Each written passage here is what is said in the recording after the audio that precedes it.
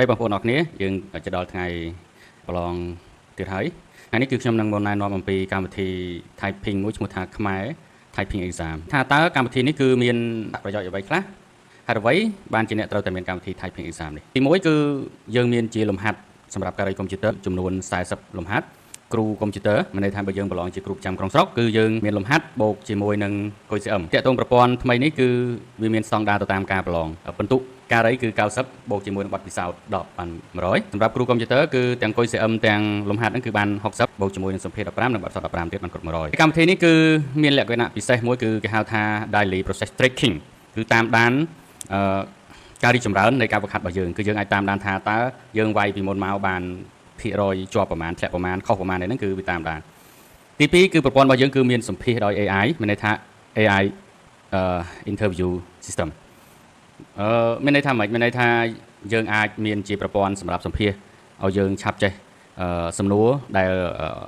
នឹងត្រូវសម្ភារបាទហើយមួយទៀតមិនតែប៉ុណ្ណោះប្រព័ន្ធរបស់យើងគឺមិនឲ្យលោកអ្នកទិញទៅទុកប្រើតែម្នាក់ឯងទេគឺសម្រាប់កូនបាទនៅពេលដែលលោកអ្នកបាន typing រួចគឺកូនតូចៗរបស់អ្នកហ្នឹងគឺអាចវាយវឹកហាត់បាទមានន័យថាយើងមានតាក់ទងទៅនឹងកម្មវិធី typing សម្រាប់ក្មេងៗដែលគាត់វាទៅគាត់ចេះទាំងអក្សរខ្មែរស្រៈភ្ជញ្ញជាអ្នកអីនៅក្នុងហ្នឹងទៀតទី2គឺមានទាំង typing អង់គ្លេសបាទមានន័យថា typing អង់គ្លេសនេះគឺសម្រាប់ទាំងក្មេងសម្រាប់ទាំងមនុស្សធំបាទគឺគាត់អាចវាយបានទី3ពេលដែលយើងចេះការងារទាំងអស់ហ្នឹងហើយគឺមានន័យថាការងារក្នុងសង្គមគឺយើងនឹងអាចធ្វើវាបានដោយជោគជ័យបាទធម្មតាយើងដឹងហើយកាលណាយើងចេះកុំព្យូទ័រតើយើងចេះវាយអក្សរបាទហើយយើងមិនមែនវាយលក្ខណៈចឹកស្រូវទេគឺយើងវាយលក្ខណៈស្តង់ដារបាទដើម្បីបាន salary ប្រាក់ខែខ្ពស់ចេះកុំព្យូទ័រហើយចេះកុំព្យូទ័រហ្នឹងមិនមែនគ្រាន់តែចេះបិទបើកទេយើងត្រូវចេះធ្វើការងាររដ្ឋបាលឯនៅក្នុងអញ្ចឹងតើតើនឹងកម្មវិធីនេះគឺខ្ញុំបានបញ្ជាក់អញ្ចឹងគឺវាមាន logo បែបនេះបាទគឺស្រស់ស្អាតបាទហើយទី2គឺអាចឲ្យកូនរបស់លោកអ្នកហ្នឹងគឺមានការវឹកហាត់ប្រឡងបាទធម្មតាគឺយើងត្រូវមានចំណេះជំនាញនិងចំណូលដើម្បីជីវភាពប្រចាំថ្ងៃរបស់យើងណាកូនរបស់អ្នកឈប់ប្រើទូរស័ព្ទបែរមកប្រើកុំព្យូទ័រដើម្បីវាយ typing ឬក៏វឹកហាត់ដើម្បីឲ្យគាត់នឹងចេះប្រើប្រាស់កុំព្យូទ័រអញ្ចឹងដើម្បីស្វែងយល់អំពីកម្មវិធីនេះគឺខ្ញុំបានមកបើកកម្មវិធីនេះផ្ទាល់ចំណុចទី1គឺខ្ញុំតាក់ទងទៅនឹងការីកុំព្យូទ័រពេលដែលយើងជ្រើសរើសការីកុំព្យូទ័រគឺយើងមានមុខតំណែងពីរគឺការីហើយនិងគ្រូចឹងមុខតំណែងការីគឺយើងបើកមកគឺយើងវាយបាទយើងដាក់ឈ្មោះឧទាហរណ៍ខ្ញុំដាក់ថាវីរៈបុត្រយើងជ្រើសលំហាត់របស់យើងគឺមានពី1ដល់40លោកអ្នកអាចវាយឧទាហរណ៍ថាយើងវាយលំហាត់ទី15យើងមិនបាច់ចាំទៅ select ទេយើងអាចរើសបានប៉ុន្តែលំហាត់ដែលនៅខាងលើគេយើងមិនបាច់ចាំវាយទេយើងអាចជ្រើសបានតែម្ដងគឺមានលក្ខណៈថតរូបបាទយើងអាចថតរូបក៏បានយើងអាចជ្រើសរូបភាពណាបើយើងចុចលើនឹងតែម្ដងឬក៏ជ្រើសរូបភាពគឺយើងអាចនឹងទៅរើសរូបភាពយើងមកដាក់បានហើយបើសិនជាយើង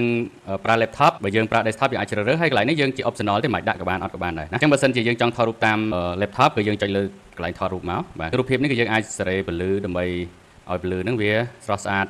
ឬក៏បានទៅតាមហ្នឹងយើងចុចថតសិនតែយើងថតមកអត់ស្អាតទេយើងអាចចុចពាក្យថាថតម្ដងទៀតហើយយើងអាចកំណត់ជារូបភាពឬក៏ portrait បាទឬក៏ពេញបែបនេះឥឡូវខ្ញុំយក sphere ខ្ញុំចុចថែមពន្លឺវាបន្តិចហើយខ្ញុំដាក់ថាប្រើរូបនេះពេលដែលយើងចាប់ផ្ដើមប្រឡងគឺខាងក្រោមគឺរយៈពេលវាគឺ7នាទីរយៈពេលចំណាយពេលគឺយើងនៅខាងក្រោមពេលដែលយើងចុចចាប់ផ្ដើមប្រឡងនោះគឺនឹងនាទីចាប់ផ្ដើមរាប់យើងចាប់ផ្ដើមវាណាបាទវារួចយើងចុច enter មក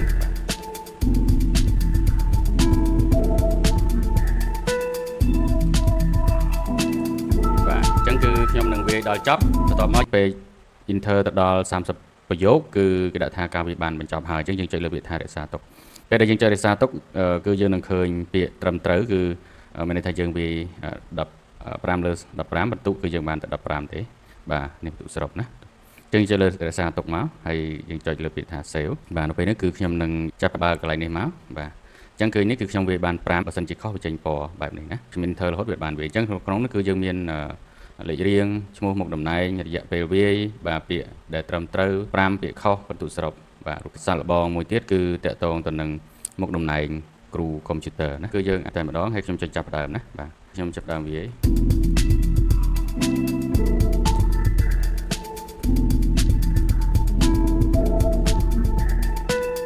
បាទគឺខ្ញុំវាយតែប៉ុណ្្នឹងទេពេលដែលយើងវាយចប់គឺយើងដល់សំណួរ QCM ណាសំណួរ QCM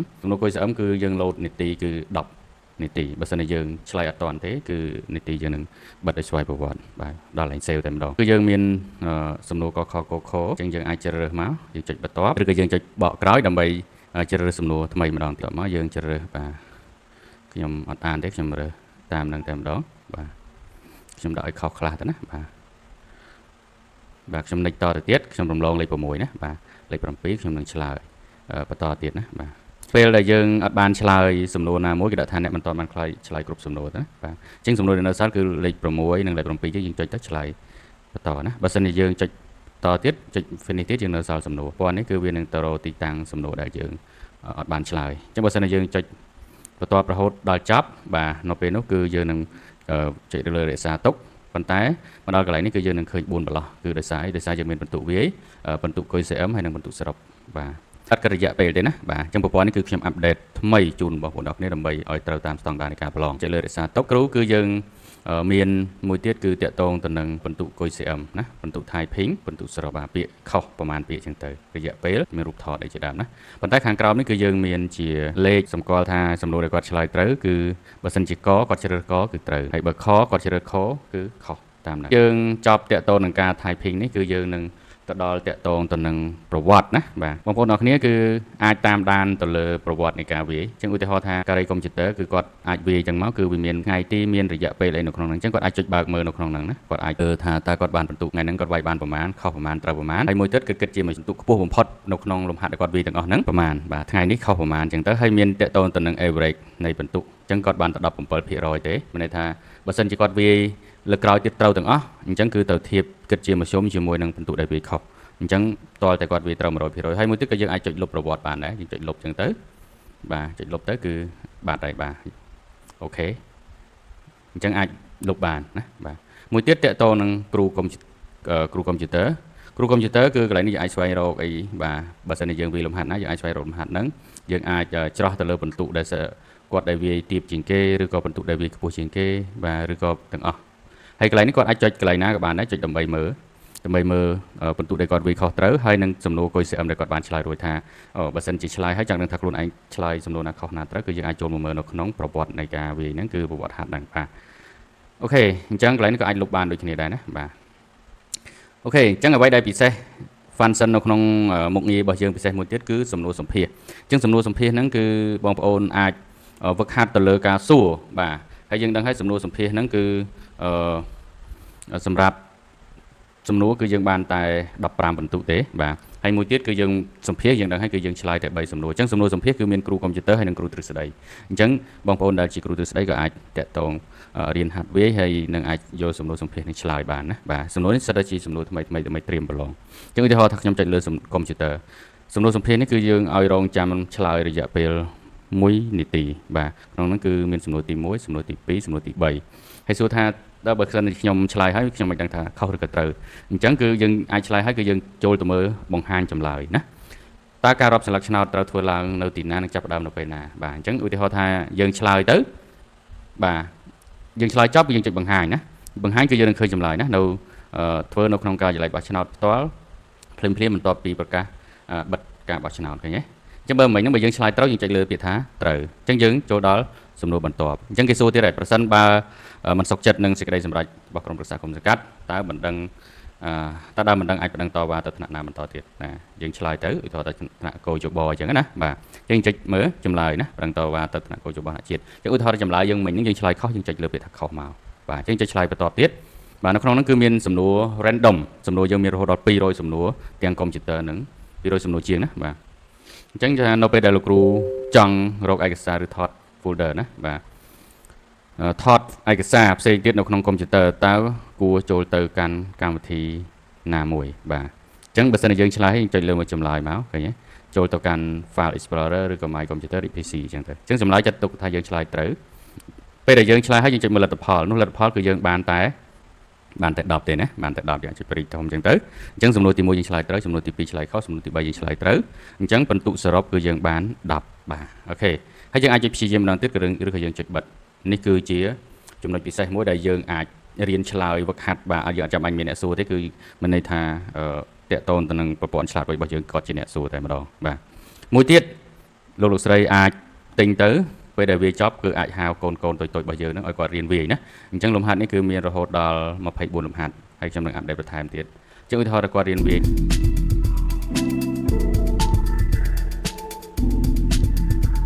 បាទយើងក៏អាចជ្រើសរើសយកស្រៈពេញតួបាទយើងអាចជ្រើសរើសយកសញ្ញាលើយើងក៏អាចជ្រើសរើសយកស្រៈផ្សំបាទ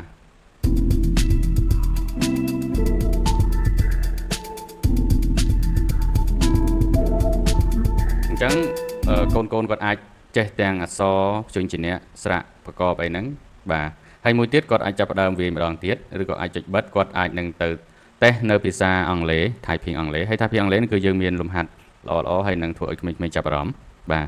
ហើយខាងក្រោមគឺជាពាក្យវែងៗសម្រាប់មនុស្សចាស់ដែលយើងវាយហើយនៅក្នុងនេះគឺយើងមាន option 3គឺយើងចង់ឲ្យគាត់វាយជាអក្សរធំអក្សរតូចឬក៏ធម្មតាគឺមានទាំងធំទៅតូចយើងវាយចូលតូចឃើញតូចវាយចូលធំឃើញធំចឹងទៅហើយយើងចង់ឲ្យគាត់ចេះតាក់ទងនឹង home row បើកមកគឺយើងមានត្រីឆ្លាមដើម្បីដេញហើយបើសិនជាគាត់វាយឺតទេត្រីនឹងមកខំណាបាទអញ្ចឹងគាត់អាចបដូរជាភាសាអង់គ្លេសមកវាយ enter ចឹងណាបាទឃើញទេ